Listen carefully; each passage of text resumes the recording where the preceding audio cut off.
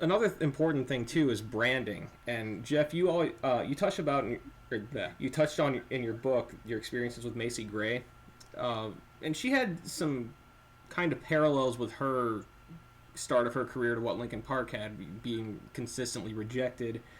And I actually never knew this, but at one point you had her change her identity just to kind of get her in the door, so to speak. You don't get a second chance to make a first impression, so kind of talk a little bit about that.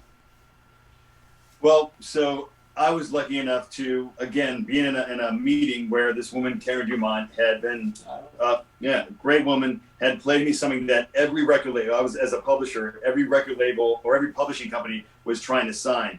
And I really didn't like it. And I never followed the herd. That's another big thing too. Don't just follow what everybody else is liking. And so I was like, yeah, it's really not for me. And she was surprised and a little offended. I'm like, yeah, no big deal. I go, do you have anything else that, since you're sitting there? And she pulled out a demo tape of this woman and she goes, I'm no longer managing her. You're not going to like it. She was just dropped by her record label and her publisher's dropping her too. She goes, but check it out. I'm like, oh, amazing endorsement. I stick it in. I stick it in the cassette tape and this amazing voice comes out. And instantaneously, it was completely iconic. I was drawn in and, I asked for her number. She didn't even have the number anymore. She goes, this woman had left the music business, gone home and had another kid. She's got 3 kids now. This is not something you want to be involved with. So, of course, I'm like, I go, can I keep the cassette? And I'm just sitting there going, my God, ironically, just like with Chester, I'm imagining how amazingly, beautiful this, tall, extravagant woman is and whatnot. And had this complete impression in my mind of what she looked like. I spent 3 months trying to track her down and finally got in touch with her. Again, this is like early internet. This is 1997, right? Early. And Netscape Navigator. Yeah, the dial. It's crashing it, right? We had news groups and stuff back then.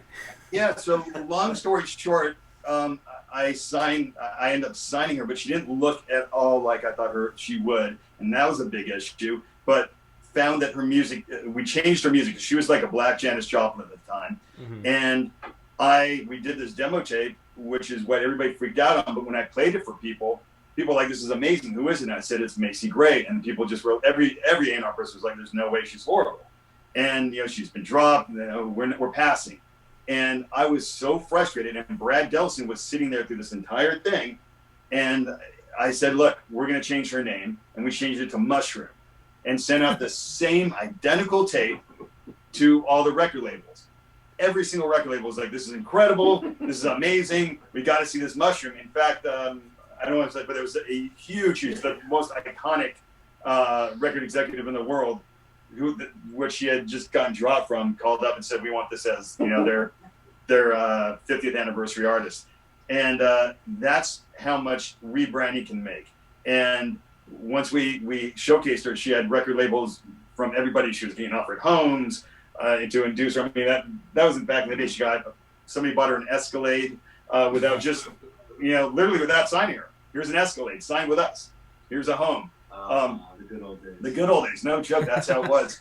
And so Brad saw this and he was like, there's no way we'd ever have to change my name. I'm like, yeah, I hope not. Funny. And sure enough, that's exactly what we had to do, because when we did that whiskey show, nobody would listen to the band again.